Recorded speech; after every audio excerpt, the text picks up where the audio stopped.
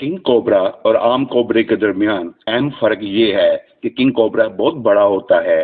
ये दुनिया का सबसे बड़ा जहरीला सांप है, जबकि आम कोबरे का साइज इससे छोटा होता है। इसके अलावा किंग कोबरे की शक्ल और बायोलॉजिकल खसूसियात में भी फर्क होता है।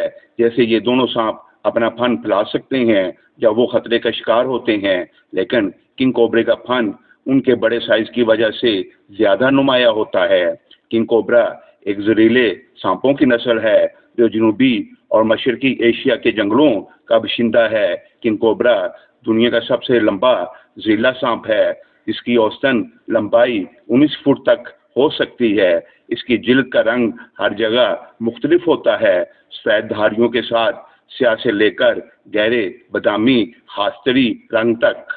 ये अपनी खुराक के लिए दूसरे सांपों का शिकार करने के अलावा अपनी नस्ल के सांपों को भी खा जाता है, और आम कोबरे के बरक्स ये शाजो नादर ही चूहों और छपकलियों का शिकार करता है। किंग कोबरा खतरे की सूरत में अपनी गर्दन के फन को फैलाना, सर को सीधा उठाना, फूंकना और फुंकारना इसकी फितरत में शामिल है। अपनी खौफनाक शोहरत के बावजूद किंग कोबरा जब जहां तक मुमकिन हो इंसानों के साथ सादम से ग्रेज करता है, ताहम जब इश्तियाल में आता है तो ये तवील फासले पर और जमीन के ऊपर से हदफ को निशाना बनाने की सलाहियत रखता है। डसकर पीछे हटने के बजाय ये अपने दांतों को शिकार के जिस्म के अंदर रखता है और जहर की एक बड़ी मकदार शिकार के जिस्म में इंजेक्ट कर देता है, जो फौरी हलाकत का बाइस भी बन सकती है।